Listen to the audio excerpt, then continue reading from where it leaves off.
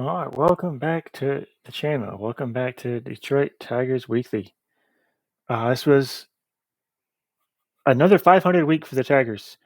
We saw good starts from Flaherty and Skubal. Other than that, all the starters were kind of a waste.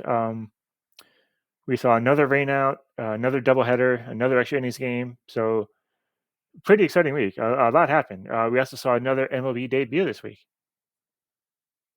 But first of all, the injuries. Kerry Carpenter has injured his back.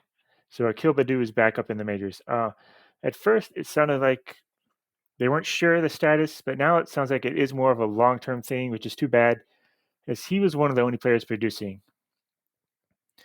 We did see a small injury to Mark Canha this week, but he returned after only missing 2 games. So hopefully that's not another outfielder down long term. But the week started with another rainout, which led to a Wednesday doubleheader. Game 1, so ace Tarek Skubal on the mound and looked just as dominant as always. Offensively, Matt Vierling continues to put on a show. He drove in 4. Game 2, instead of Matt Manning, the team calls up Kader Montero to make his MLB debut. He got roughed up a little bit, but his stuff wasn't that bad, perhaps, and I would like to see him again.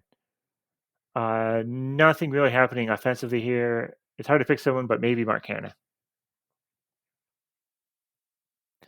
Then after the doubleheader on Wednesday, they go right into a Thursday matchup in Boston. But the short layoff did not affect them at first, especially Jack Flaherty, who had a great game, shutting out the Red Sox. The offense would actually be able to scrape across 5 runs, including 3 home runs. Player of the game, maybe let's go with Riley Green. It'd be downhill the next 2 games, starting with Kenta Maeda on the mound. Team would put up their standard 3 runs of offense, but that wouldn't be anywhere near enough. Top player, once again, I go with Riley Green.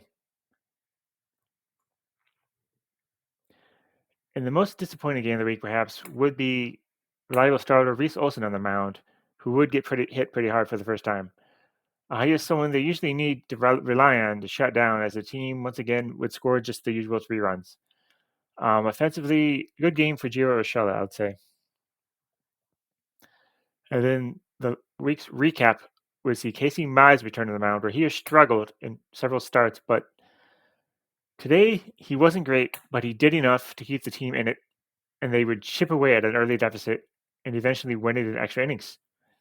The offensive player of this game, I might have to go with Winslow Perez.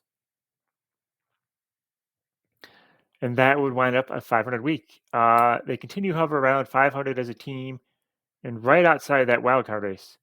The road trip will continue this week against another team who is around the same record as them.